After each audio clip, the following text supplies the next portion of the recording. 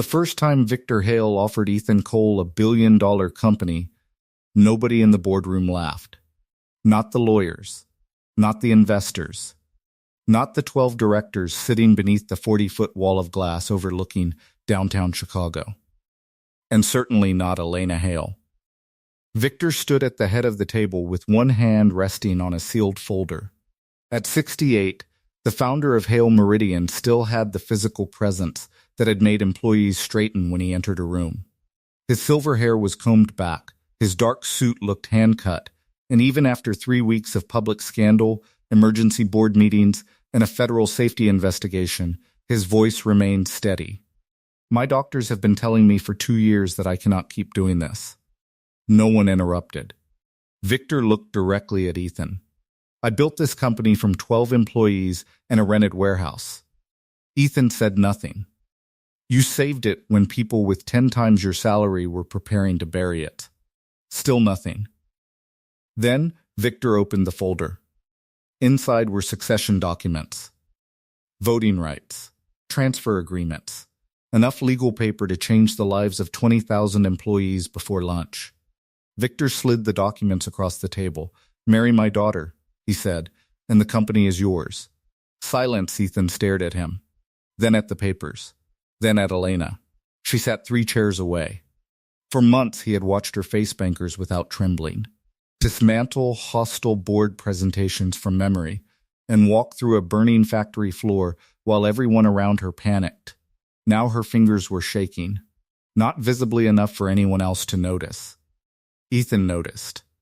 Elena met his eyes, and so softly that only he could hear her, she whispered, "Please say yes." Ethan drew a slow breath. Victor waited. The board waited. Elena waited. And Ethan looked again at the documents that would make him one of the richest men in the country. 6 months earlier, Victor Hale barely knew his name. Ethan Cole was lying on his back beneath a malfunctioning robotic assembly platform when somebody in polished Italian shoes stepped over his wrench. "You're Cole?" Ethan looked toward the ceiling. "Depends who's asking." "The chairman." Ethan slid out from beneath the machine. Victor Hale stood over him. 3 executives stood behind Victor. Ethan remained on the floor for another second. He had been awake since 4:30 that morning. His coveralls were streaked with hydraulic grease, and there was a fresh cut across one knuckle. He looked up at one of America's wealthiest industrialists. "Can I finish this before you fire me?" Victor's expression didn't change. "Why would I fire you? Nobody with shoes like that comes to maintenance to discuss promotions." One of the executives coughed. Victor almost smiled. "Almost. Stand up." Ethan did. The assembly line behind him had been down for 46 minutes. Every minute cost Hale Meridian roughly $11,000 in lost production. Victor pointed toward the silent robotic arm. "My plant manager says the servo assembly failed. Plant manager is wrong." The plant manager standing behind Victor stiffened. Victor looked interested. "What failed?" "Nothing." "Then why isn't it moving?" "Because someone changed the safety calibration." Victor frowned. Ethan walked to a control panel. "This line was upgraded last month. I approved that upgrade. Then someone sold you expensive software you didn't need." The plant manager interrupted. "The manufacturer certified the installation. They certified their own installation." Ethan entered a diagnostic menu. "The arm thinks this zone is 18 millimeters narrower than it actually is. Every time it reaches position 6, the software thinks it's about to hit a guardrail." Victor looked at the motionless machine. "Can you fix it?" "I already did." Ethan pressed a command. The robotic arm moved. It rotated smoothly, lifted a battery housing, placed it on the conveyor, and resumed production. The plant floor came alive. Victor stared at the machine. "How much did the upgrade cost?" The plant manager hesitated. $480,000. Victor looked at Ethan. "And your fix?" "About 6 minutes." The executive behind Victor looked physically uncomfortable. Victor folded his arms. "You knew the upgrade was unnecessary?" "I wrote that in the review. I never saw it." "You probably saw the version with the sentence removed." The plant manager said sharply, "Cole, Ethan shrugged. You asked. Victor turned toward the manager. Did he write it? Silence. Yes, was it removed? Another silence. Condensed, Ethan looked at Victor. That's executive for removed. Victor stared at him for a long moment. Then he asked, What's your position? Senior Maintenance Systems Engineer. Salary? Ethan smiled. Not enough to answer that in front of him. Victor looked at the plant manager. Double it. Ethan's smile disappeared. I don't want that. Everyone looked at him. Victor raised an eyebrow. Most employees don't reject raises. I didn't reject the raise. You just said, I said I don't want you doubling my salary because I embarrassed somebody during a machine failure. Victor studied him. What do you want? 3 diagnostic technicians on second shift. The plant manager exhaled. Ethan continued. We're running equipment built for 24-hour production with a maintenance team sized for 16. You can double my salary or you can stop the next shutdown. Victor glanced toward the machine. How many technicians? 3. Approved. Ethan nodded. Victor began walking away, then stopped. Mr. Cole? Yeah? Tomorrow morning. 7. Ethan frowned. Where? My office. Ethan looked down at his grease-covered clothes. Do you have a dress code? Victor glanced back. Apparently not anymore. The next morning, Ethan arrived at Hale Meridian headquarters wearing the only suit he owned. It had been purchased for his mother's funeral 4 years earlier. That fact alone put him in a bad mood. Victor's executive assistant led him through a private corridor lined with photographs documenting 41 years of Hale Meridian history. The company had started with industrial control cabinets, then power converters, then battery systems, then modular microgrids.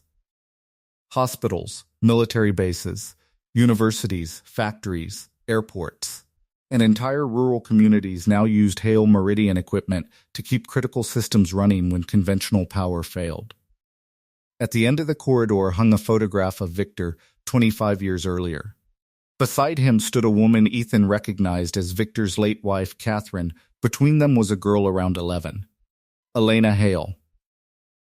Ethan knew the name. Everyone did. She had an MBA from Stanford, an engineering degree from MIT, and enough magazine profiles to make strangers believe they knew her. Depending on the publication, Elena was either the brilliant future of Hale Meridian or a billionaire's daughter who had never worked a day without a safety net. Ethan suspected both versions were probably lazy. Victor's office occupied the 48th floor. Ethan walked in. Elena Hale was already there. She stood beside a digital display studying production data. She wore a cream blouse beneath a dark jacket, her black hair tied at the base of her neck. She looked younger in person. 32, perhaps. She also looked irritated. Victor pointed toward Ethan. This is the man I told you about. Elena looked him over. The maintenance engineer. Ethan glanced around. The billionaire's daughter. Victor's assistant stopped breathing. Elena's eyes narrowed. Then, unexpectedly, she smiled. Good, he talks. Victor ignored them. He tapped the screen. A rendering of a large modular battery system appeared. Grid Cell 7. Ethan recognized it immediately. Hale Meridian's most important new product in a decade. A self-contained emergency microgrid designed to keep hospitals functioning for up to 72 hours during major grid failures. Alana walked toward the screen. We launch commercially in 8 weeks. Ethan looked at Victor. Congratulations, Victor didn't smile. There's a problem. There always is. Alana changed the display. Performance graphs appeared. Ethan stepped closer. The first 3 looked normal. The 4th didn't. Battery temperatures rose sharply under sustained high load. Where was this? Phoenix test site, Elena said. Ambient temperature? 43 Celsius. Cooling system? Within specification. No, it wasn't. Elena frowned. The data says it was. The data says the cooling pumps were running. Ethan pointed. It doesn't say coolant moved where it was supposed to. Victor asked, Can you determine why? Probably. Elena folded her arms. Our engineering team has worked on this for 12 days. Then they know more than I do. But? Ethan looked at her. But 12 days usually means they're asking the same question 12 different ways. Her expression cooled. You haven't seen the system. No, you haven't reviewed the test logs. No, and you're already criticizing the engineers. I'm criticizing the question. Victor watched them. Elena stepped closer. What question should we be asking? Ethan pointed toward the graph. Not why the battery's overheated. He enlarged the temperature trace. Ask why Module 4 overheated 17 minutes before Modules 5 and 6. Elena went quiet. Ethan looked at her. That's not a battery problem. What is it? Distribution, Victor said. You're flying to Phoenix tonight, Ethan looked at him. No, Victor blinked. People probably didn't say that often. My mother has a cardiology appointment tomorrow morning. Victor frowned. You have siblings? One sister. 3 states away. We'll arrange transportation. For who? Your mother. Ethan shook his head. She doesn't like strangers. Victor appeared genuinely confused by the existence of a problem money couldn't instantly remove. Elena spoke. Go to the appointment. Both men looked at her. She continued. We leave tomorrow afternoon. Victor started to object. Elena cut him off. If 17 hours destroys this program, then we have a bigger problem than Module 4. Victor stared at his daughter, then nodded once. Tomorrow, Ethan looked at Elena. Thank you. She had already turned back toward the data. Don't thank me. Find the defect. They flew to Phoenix the following afternoon. Victor sent the corporate aircraft. Ethan had never been on a private plane. He tried not to look impressed. Elena noticed. You can admit it's ridiculous. Ethan looked at the leather seats. There are 6 people on this plane and 12 chairs. That's not the ridiculous part. What is? The plane has a shower. Ethan stared at her. Why? No one knows. For the first time, he laughed around her. She smiled, then opened her laptop. Back to work. They spent the flight reviewing test data. Elena was faster than Ethan expected. Not executive fast, engineer fast. She challenged assumptions, remembered numbers after seeing them once, and understood enough electrical architecture to follow him into technical details without pretending expertise she didn't have. When Ethan contradicted her, she didn't become defensive. She became more focused. That surprised him. At the Phoenix test facility, the Grid Cell 7 unit sat inside a fenced test yard beneath the desert sun. Ethan spent 3 hours inside the cooling manifold. At dusk, Elena found him sitting on the concrete with 6 hoses spread around him.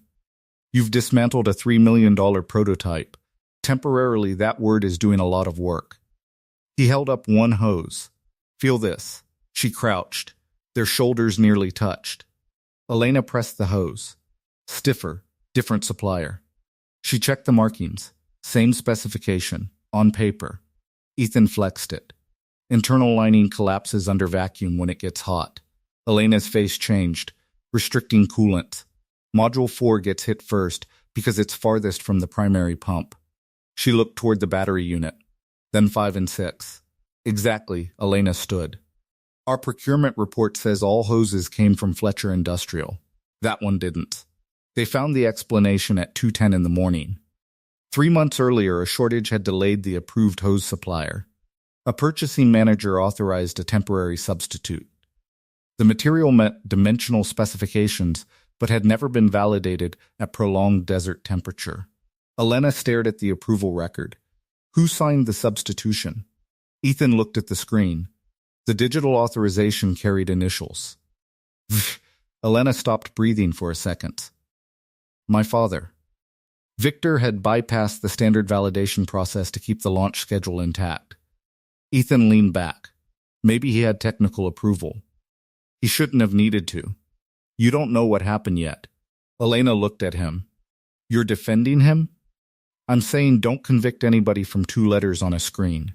She shut the laptop harder than necessary. You don't know my father. No, I do. Ethan studied her. There was history in that sentence. He didn't ask. By morning, they had replaced the hoses. Grid cell 7 completed the thermal test with 11 degrees of margin.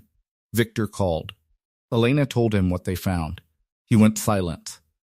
Finally, he said, I authorized the substitution. Elena looked at Ethan.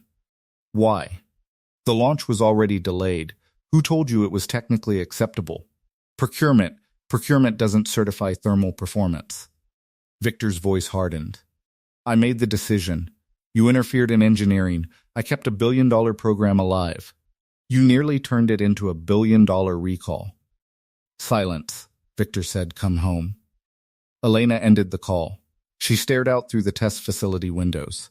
Ethan remained quiet. Finally, she said, You can say it. Say what? That I was right. You were. She turned. But? You wanted to be right. Her expression changed. What does that mean? It means part of you was angry before you knew what happened. You think I shouldn't be? I think whatever this is between you and your father started before a coolant hose. Elena looked at him coldly. Fixing machines doesn't make you a psychologist. Good. Psychologists dress better. She almost smiled. Almost, then she walked away. Back in Chicago, Victor did something Ethan did not expect. He called the entire grid cell engineering team together and admitted publicly that he had overridden the validation process. No excuses. No blame. His exact words were, I confuse speed with leadership. Then he ordered a full review of every executive override in the last 5 years. Ethan watched Elena from across the room. Her face remained unreadable. Afterward, she found him near the elevators. You were right. Could you repeat that near my supervisor? I'm serious. So am I. She ignored him. I wanted him to confirm what I already believed. What did you believe? Elena looked toward Victor's closed conference room door, that he will eventually control anything he is afraid of losing. Ethan waited. She touched the thin silver mechanical pencil clipped inside her jacket pocket. He had seen it several times. She used it constantly despite having phones, tablets, styluses, and assistants. That belonged to my mother, she said. Ethan looked at it. She was an industrial designer. I didn't know. Most articles describe her as Victor Hale's wife. A bitter smile. She hated that. Elena removed the pencil. She designed the enclosure of Hale Meridian's first commercial power converter. My father designed the circuitry. They built the company together. What happened to her ownership? She transferred most of it to him when she got sick. Ethan understood. When did she die? 9 years ago. I'm sorry. Elena nodded. Before she died, she told him not to turn protecting me into choosing for me. Ethan looked toward the conference room. Think he listened? Elena gave him a dry look. You met him. Grid Cell 7 passed its second validation phase 3 weeks later. Then a hospital network in Texas offered Hale Meridian the opportunity that could transform the program. 14 hospitals. A 9-year emergency power contract. If the pilot installation worked.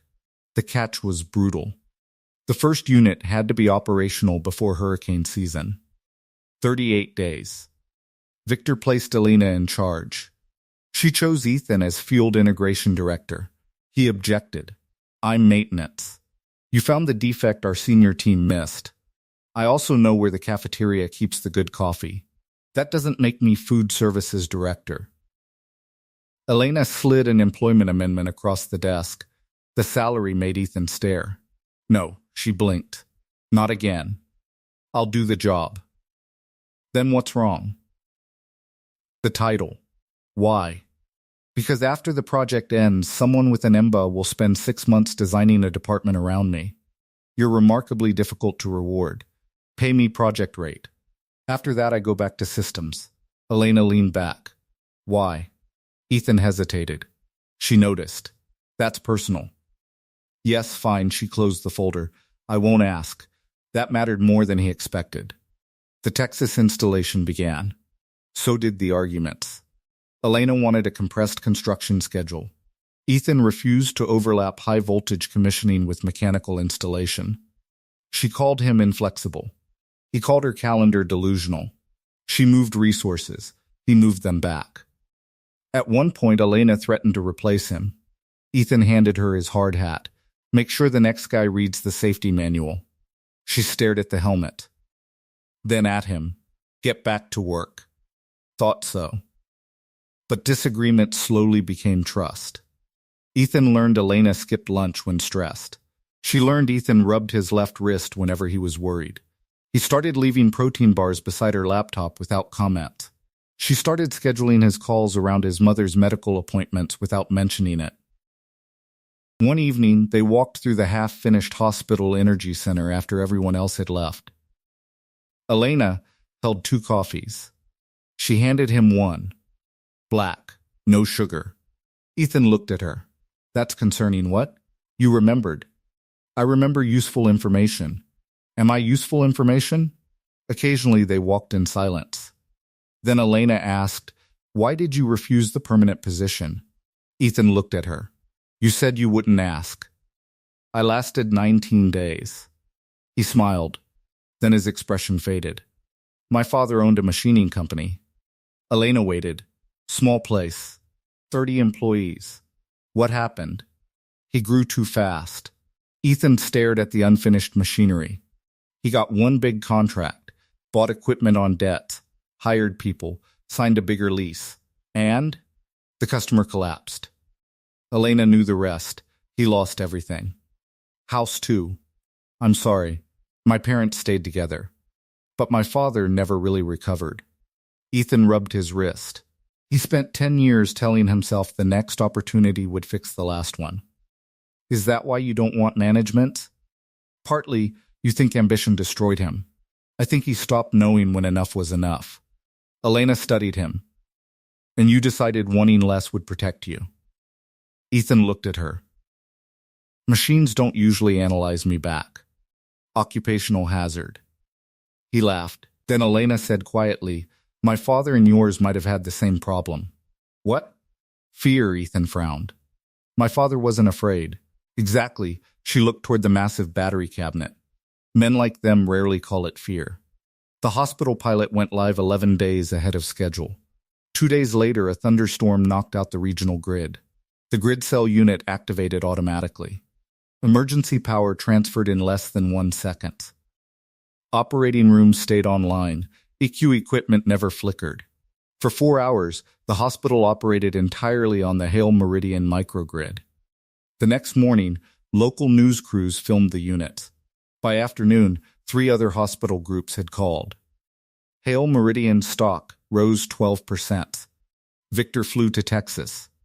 For the first time, Ethan saw him hug Elena. Not ceremonially, not for cameras, like a father. I'm proud of you. Elena stiffened, then hugged him back. Ethan looked away. That night, the team celebrated at a restaurant near the hospital.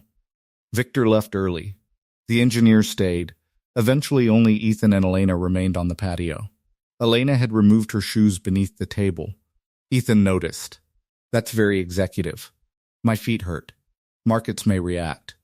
She smiled. For a while, they said nothing. Then she asked, do you ever think about marriage? Ethan nearly inhaled his drink. That's subtle. I'm asking academically. Of course. He looked toward the street. I used to. What happened? Nothing dramatic. Which means I was engaged. Elena became still. How long ago? 5 years. What? She wanted New York. I wanted to stay near my mother. That simple? No, Ethan smiled slightly. Simple things usually take the longest to explain. Elena waited. She believed I used responsibility as an excuse not to build anything for myself. Elena's expression changed. Was she right? Sometimes? And you? I thought she treated every relationship like a negotiation. Was that fair? Sometimes, Elena nodded. Did you love her? Yes, the answer was immediate. Something in Elena's face closed. Ethan saw it, and we were wrong for each other. She looked down. Those things can both be true. Yes, he watched her turn her mother's silver pencil between her fingers. What about you? She laughed once. My romantic history is excellent evidence against inheritance. That bad? I was engaged to Adrian Bell. Ethan knew the name. Executive investor, currently president of a competing energy company. That Adrian Bell? Unfortunately, what happened? He proposed to me after 2 years. And 3 months later, I discovered he had been meeting privately with two Hale Meridian directors. Ethan's expression hardened. He wanted company information? He wanted influence. Through you. Through my father, eventually, Elena stared into her glass. When I confronted him, he said marrying me meant joining the family business. And I told him there is a difference between joining a family and acquiring one. Ethan smiled faintly. Good line. I had several better ones after he left. They looked at each other. The noise of the restaurant seemed farther away. Elena's voice softened. That's why I don't date people inside the company. Ethan looked at her. Good policy. Very neither moved. For 1 second, the policy seemed absurdly fragile. Then Elena stood. We should go. The next month changed everything. The Texas Hospital Group signed a preliminary expansion agreement. A Canadian health network requested demonstrations. A European infrastructure fund expressed interest. GridCell 7 looked poised to become Hale Meridian's largest product line. Victor called it the company's next 30 years. Then, one unit caught fire. Not a test unit. Not an empty facility. A commercial installation at a data center outside Denver. No one died. 3 workers suffered smoke inhalation. The building evacuated. Video of flames pouring from a Hale Meridian cabinet reached social media before the fire department finished packing its hoses. By sunrise, every GridCell shipment was suspended. By noon, the Texas contract was frozen. By evening, Hale Meridian stock had fallen 28%. Victor called an emergency board meeting. Ethan and Elena flew to Denver. The damage was severe. One battery rack had entered thermal runaway. Fire barriers contained most of it, but the event should never have happened. Elena stood inside the damaged energy room, wearing protective gear. Coolant? Ethan shook his head. Different failure. He pointed toward a burn control cabinet. Protection relay didn't open. The software should have shut the rack down. It tried. Then why? Ethan crouched. He removed a charred connector. Physical bypass. Elena stared. Someone bypassed a safety interlock? Looks like it. Who? That's the billion-dollar question. The answer was worse than either expected. During installation, a commissioning technician had reported repeated false shutdowns, under pressure to meet the client's deadline. A site supervisor approved a temporary bypass while replacement sensors were ordered. The bypass should have been removed before operation. It wasn't. Elena looked at the authorization trail. Who was the supervisor? Ethan said nothing. She looked at him. Who? He turned the screen.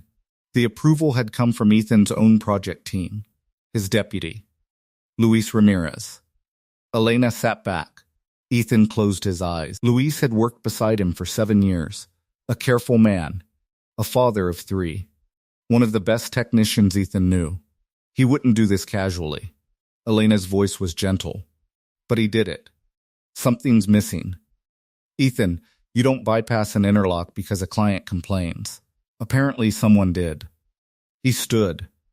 I'm talking to him. Luis admitted it immediately. No denial. No excuse. The sensor replacements were 48 hours late, he said. Ethan stared at him across the Denver site office. You leave the unit offline. The client threatened penalties. You leave it offline. I called headquarters. Who? Luis hesitated. Marcus Vale. Ethan looked at Elena. Marcus was Hale Meridian's chief operating officer. 23 years with the company. Second only to Victor in operational authority. Luis continued. Marcus said use engineering judgment and keep commissioning moving. Did he tell you to bypass the relay? No, then why did you? Luis looked ashamed. Because I knew what he meant. Elena became very still. That sentence was more dangerous than a written order. Back in Chicago, Marcus did not deny the conversation. He sat across from Victor, Elena, Ethan, and the general counsel. I told Ramirez to use engineering judgment. Victor's voice was icy. You pressured him. I pressured everyone. Marcus leaned forward. Because we had 6 launch sites, investor expectations, customer penalties, and you personally telling me every morning that GridCell could not slip another week. Victor's jaw tightened. Marcus looked at Elena. You were doing the same in Texas. She didn't answer. Because he was right. Marcus continued. We created a culture where missing a date felt more dangerous than escalating a safety concern. Ethan watched Victor. The old man looked furious. Then slowly, the fury changed. Not toward Marcus, toward himself. The federal investigation began 2 days later. Customers froze orders. Insurance carriers demanded new assessments. The board scheduled a vote on whether to suspend the entire GridCell division and seek a strategic buyer. Then Adrian Bell returned. Elena's former fiancé, his company North Star Power, offered to purchase GridCell's patents, test facilities, and customer contracts for $1.8 billion. The offer would protect Hale Meridian's core industrial business. It would also end Victor's dream of building the company's future around GridCell. Several directors supported it immediately. Marcus supported it reluctantly. Victor refused. Elena didn't know what to think. Ethan found her alone in the prototype lab. You've been here 3 hours. She looked at him. I know. Your father sent people looking for you. That must be traumatic for him.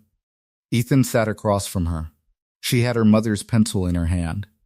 Adrian's offer isn't terrible. No, she looked surprised. You agree? I said it isn't terrible. He'll gut the team. Probably, he'll move engineering.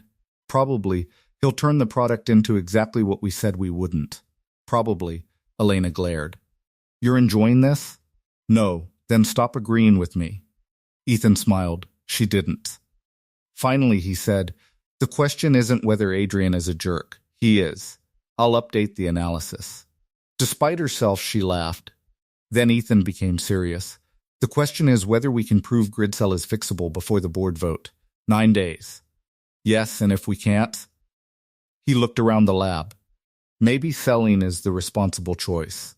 Elena's eyes flashed. You sound like him. Who?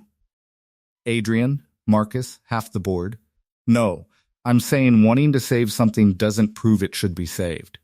She stood. My mother helped build this company, I'm aware. My father spent 40 years, I know, and thousands of people I know. Then why are you so calm? Ethan stood too. Because somebody has to be. Her voice sharpened. You don't care enough. The moment the words left her mouth, she regretted them. Ethan's face changed.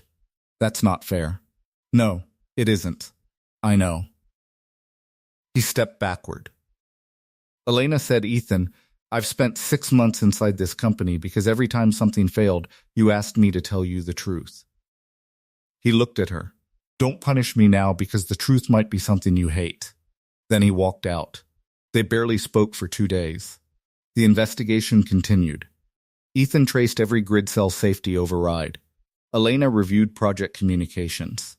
On the 3rd night, she found him asleep at a conference table with his laptop open. She placed a coffee beside him. He woke. Peace offering? Black, no sugar. Strong opening. She sat. I'm sorry. Ethan waited. I wanted you to tell me we could save it. I want to save it. I know. She looked down.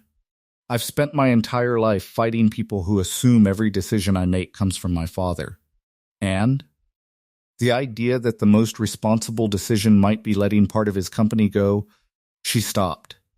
It feels like proving them right. No, doesn't it? It proves you made a decision. Elena looked at him. Your father built the company.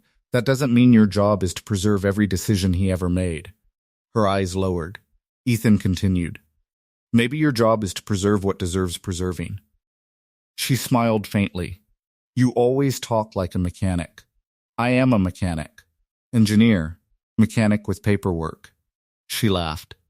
Then her expression softened. I'm still angry with you. Excellent, but less. I'll take it. She looked at him for a long moment, then at the coffee. Ethan, yeah? I don't know what happens after this. Neither do I. That's not what I mean. He understood. The air changed. Elena said quietly, the policy I told you about, no employees. Yes, good policy. I hate it. Ethan didn't move. So do I. For the first time, Elena reached for his hand. She didn't kiss him. Neither of them needed the moment to become larger than it was. Trust had taken months. The touch was enough. The breakthrough came 48 hours before the board vote. Ethan was reviewing commissioning logs when he noticed something strange. The Denver unit had reported false sensor failures, so had 2 other installations. But only after a software update. He pulled the older logs. No false failures. He called Elena. She arrived 20 minutes later. What? Ethan showed her the pattern. The bypass was wrong. Obviously, but the sensor failures weren't. She frowned. They were real? No. He opened a diagnostic file. The software interpreted a voltage fluctuation as sensor failure. Why? Because GridCell shares a reference bus between the sensor array and remote monitoring board. Elena leaned closer. The monitoring update increased sampling frequency. Exactly, creating noise. Enough to trigger false shutdowns. She stared at him. Then the crews didn't bypass safety systems because the hardware was unreliable. They bypassed them because our software created nuisance trips. Elena's mind moved quickly. If we isolate the reference bus, we eliminate the signal noise. Hardware redesign? Small one. How small? $7 optical isolator. She stared at him. A $7 part caused a $1.8 billion acquisition offer? No. Ethan shook his head. A $7 part exposed a management culture that taught people production mattered more than stopping. Elena slowly nodded. That distinction mattered. They worked through the night. The next morning, 3 test units ran with the isolation modification. No false trips. They deliberately induced faults. Every safety interlock operated correctly. The technical problem was solvable. The human problem was harder. Elena proposed something that shocked Victor. Full disclosure. Publicly release the failure chain. Executive pressure. Bypassed process. Software defect. Commissioning error. Everything. Victor stared at her. Our lawyers will fight this. They can. Admitting management pressure increases liability. Maybe North Star will use it against us. Definitely, Victor looked toward Ethan. You agree? Ethan said yes. Victor paced toward the window. You want me to tell investors the founder created the culture that caused this? Elena's voice softened. I want you to tell them the company learned the same thing you told the GridCell team 6 months ago. Victor looked at her. You confuse speed with leadership. The words hurt. Ethan could see it. Victor stared through the glass for a long time. Then he said, Do it. The board meeting lasted 5 hours. Adrian Bell presented North Star's acquisition offer. It was polished, credible, financially attractive. He did not insult Hale Meridian. He did not threaten anyone. He simply argued that North Star had the scale, compliance infrastructure, and capital to commercialize GridCell safely. His strongest point was uncomfortable. Hale Meridian developed extraordinary technology, Adrian said. But technology is not the only requirement for success. Systems fail when organizations fail to enforce their own rules. No one disagreed.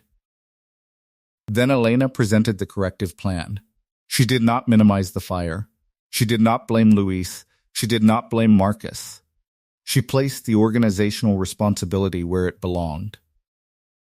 At the top, including herself. I pushed Texas teams to recover schedule, she said. I never ordered anyone to violate procedure. That does not mean my pressure had no consequences. Victor watched his daughter. Ethan saw something change in his face. Pride, and perhaps shame. Then Ethan explained the technical fix. $7 in hardware. Revised software. Mandatory lockouts making future manual bypasses visible to corporate safety teams. independent validation, customer audit access. The room began moving. Questions changed. Not whether grid cell was broken, whether Hale Meridian deserved another chance to build it. The vote was scheduled for the next morning. That evening, Ethan received an offer from North Star. Adrian called him personally. "Come work for me." Ethan laughed. "That's awkward. I'm serious." The compensation package was absurd. 600,000 base salary, equity, vice president title, freedom to build his own safety engineering group. Enough money for Ethan's mother to stop worrying about medical expenses forever. Enough to pay off her home. Enough to change his life without waiting for anyone. Adrian said, "Whether Hale keeps grid cell or sells it, you're the man who understands why it failed." Ethan looked at the offer. "Why me?" "Because you told Elena the truth when everyone else told the Hales what they wanted to hear. That was not an insult. It was accurate. Think about it." Ethan did. For 6 hours. Then he drove to his mother's house. She was making tea. "You look terrible." "Thanks, company dying?" Possibly. She poured him a cup. He told her about North Star. She listened. When he mentioned the money, she stopped pouring. "That's vulgar." "Very. You taking it?" "I don't know." She sat across from him. "Do you want it?" "I want what it solves." "That wasn't my question." Ethan stared into his tea. His mother smiled sadly. "You sound like your father." His head lifted. "That's cruel." "No." She reached across the table. He always wanted what the next thing would solve. Ethan looked down. "But you have the opposite disease." "What?" "You distrust anything big enough to change your life." He said nothing. She continued. "Your father thought more would save him." Her fingers squeezed his. "You decided less would save you." Ethan looked at her. "Maybe neither of you learned the right lesson." "What lesson?" "Choose the thing because it's worth choosing." She smiled. "Not because you're afraid of what happens if you don't." The next morning, Ethan declined North Star. Adrian sounded disappointed, not surprised. "Because of Elena?" Ethan looked through the window of his apartment toward the waking city. "Because I haven't finished the work." Adrian laughed softly. "Same thing, maybe. The board voted at 11. 8 in favor of keeping grid cell. 6 in favor of North Star's offer. Hale Meridian survived." But Victor Hale did not celebrate. Immediately after the vote, he asked Elena and Ethan to remain. The other directors left. Victor sat at the head of the board table. He looked older than Ethan had ever seen him. "I received another medical report yesterday." Elena's face changed. "What report?" Victor ignored the question for a moment. "My heart condition has progressed." "Why didn't you tell me?" "Because we were trying to save the company." Elena stood. "Dad, I'm not dying tomorrow. That's not the point." Victor's voice sharpened. "I know." Then softened. "I know." He looked toward the empty chairs. "I have spent 41 years believing Hale Meridian survived because I refused to surrender control." Elena sat slowly. Victor continued. "Your mother understood something before I did." His eyes moved toward the silver mechanical pencil in Elena's hand. Building something and owning it are not the same thing. Elena's eyes filled. Victor looked at Ethan. "I need a succession plan." Ethan immediately said, "Elena." Victor nodded. Yes, Elena stared at him. "But the voting trust prevents me from transferring full control directly to her until she is 35. Ethan frowned. "Why?" Elena answered bitterly. "My grandfather." Victor shook his head. "No," Elena looked at him. "I kept the clause." Silence, Victor continued. "Your grandfather created it. I could have dissolved it years ago." "Why didn't you?" "Because after Adrian, I became convinced you needed protection from people who wanted the company." Elena stood. "There it is." Victor remained seated. "I was wrong." She stared at him. "Do you understand how many decisions you've made for me because you were afraid somebody else might?" "Yes, no you don't." Her voice cracked. "My mother told you. I remember. She made you promise." I remember. Victor closed his eyes. When he opened them, he looked toward Ethan. There is one route under the trust documents that allows immediate transfer without triggering outside trustee control. Elena's expression changed. Dad, Victor opened a folder. Ethan suddenly didn't like the direction of the conversation. Victor slid the papers across the table. A family transfer. Nobody spoke. Victor looked directly at Ethan. If Elena marries, controlling shares can be transferred into a jointly held family trust. Ethan stared at him. Victor continued. I can structure the trust so operational control sits with you and Elena. Ethan slowly stood. No. Victor's expression hardened instinctively. Then Ethan saw him force himself to remain calm. Listen first. I know where this is going. You don't. I think I do. Victor placed his hand on the documents. You saved the grid cell program twice. With Elena. You rejected North Star. That's irrelevant. You have the respect of manufacturing, engineering, field operations, and safety. I don't want your company. Victor's voice rose. I'm not offering it because you want it. Elena flinched. Victor stopped. Silence returned. Then the old man said more quietly, I'm offering because for the first time in years, I trust someone near my daughter who does not appear interested in using her. Ethan looked at Elena. She said nothing. Victor continued, I trust you to tell her when she's wrong. Ethan almost smiled. Frequently, I trust her to do the same. Even more frequently. Victor ignored that. And I trust the two of you with Hail Meridian. Elena stood. Dad, stop. Victor looked at her. No. Her face hardened. You're doing it again. Doing what? Turning my life into governance. This solves the trust. You created the trust problem. I admitted that. And now you're solving your mistake by arranging my marriage? Victor stood. I'm trying to protect 20,000 employees. By offering me with the company? No.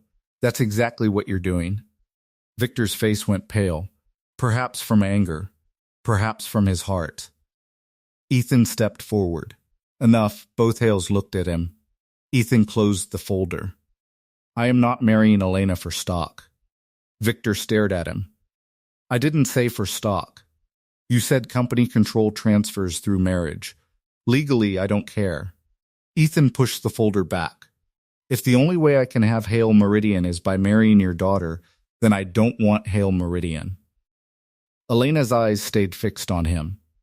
Victor said, You would walk away from billions? Yes, for principle? Ethan shook his head.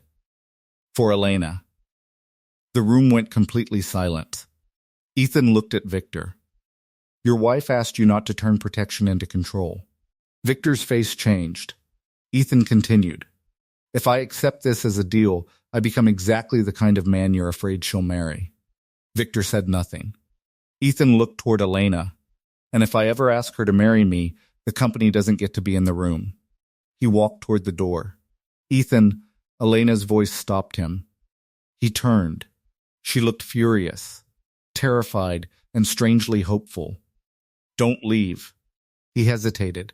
Victor looked between them, then slowly gathered the documents. I need to make a call. Elena stared at him. Victor gave a tired smile. Apparently I have a trust to dismantle. He walked out. For several seconds, Ethan and Elena stood alone in the boardroom. Then she laughed. Not because anything was funny, because months of pressure had finally found somewhere to go. Ethan smiled. Your family meetings are intense. Elena wiped beneath one eye. You rejected several $1 billion. Technically, I rejected a legal structure. Don't ruin it.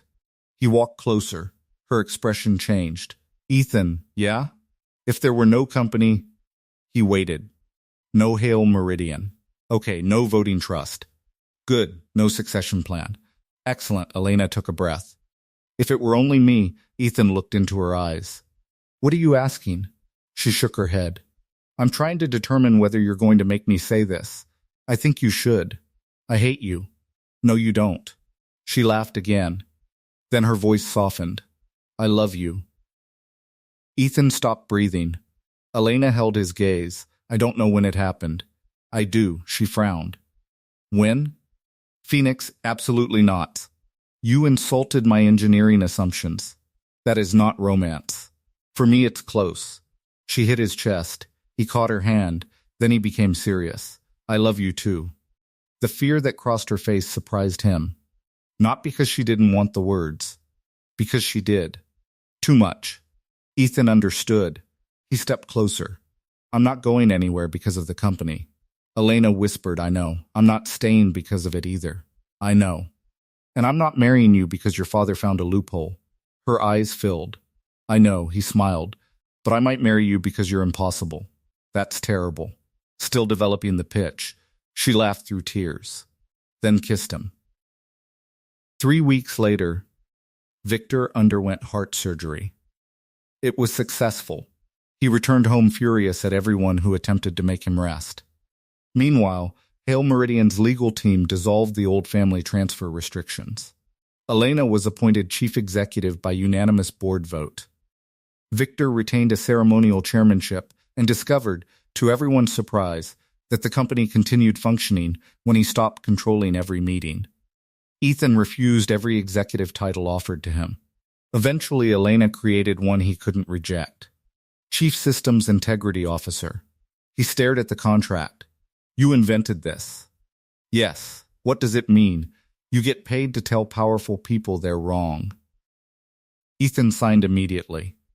Grid Cell 7 returned to market 8 months later. This time every unit included hardware-isolated safety controls, external audit access, and a commissioning system that made unauthorized bypasses impossible without triggering a company-wide alert. Luis Ramirez remained at Hale Meridian. He accepted responsibility for his decision and later became one of the most effective safety instructors in the company. Marcus Vale stayed too. His first leadership seminar began with one sentence. If your employees know what you mean when you tell them to break no rules, but get it done anyway, then you gave the order. Victor heard about the line and made him repeat it at the annual executive meeting. A year after the Denver fire, Hale Meridian installed grid cell systems at 37 hospitals. The company was worth more than it had been before the crisis. Nobody cared as much as Victor expected. He discovered golf. He was terrible at it. Elena claimed that was good for his character. Then, one rainy October evening, Ethan asked Elena to meet him inside Hale Meridian's original warehouse. Victor had kept the building. 12 employees had once worked there. Now it served as a company museum. Elena arrived wearing jeans and Ethan's old Hale Meridian jacket. She found him beside the first control cabinet Victor and Catherine Hale had built together. You said there was a systems problem. There is. She looked around. Where? Here. He pointed toward himself. Elena narrowed her eyes. I left dinner for this. I know. Max from finance thinks I came here for an emergency. Max from finance talks too much. She crossed her arms. Ethan, he took something from his pocket. Not a ring. Her mother's silver mechanical pencil. Elena froze. I thought I lost that.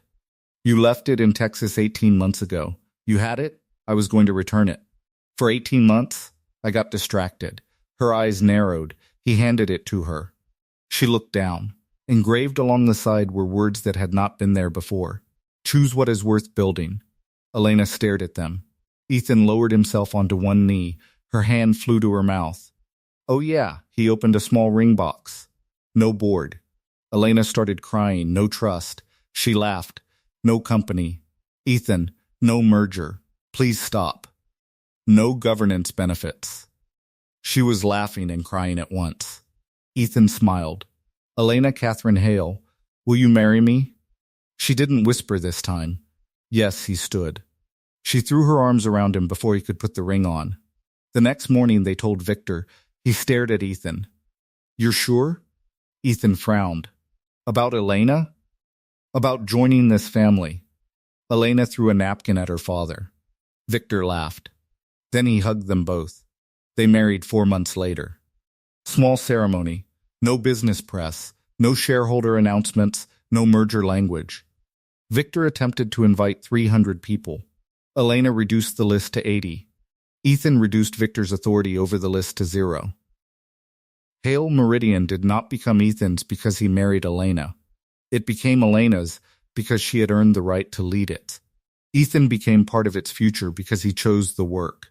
And Victor finally learned that the strongest succession plan he could leave behind wasn't a legal document.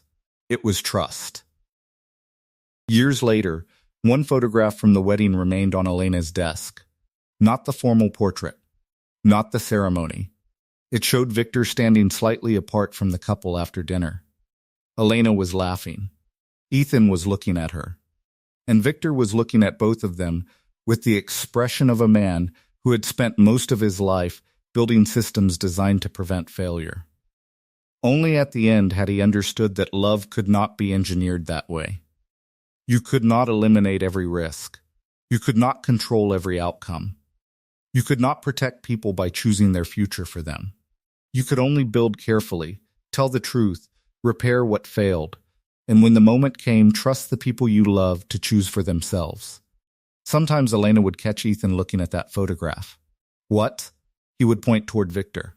Your father once offered me $1 billion company to marry you. She would smile. Several billion now.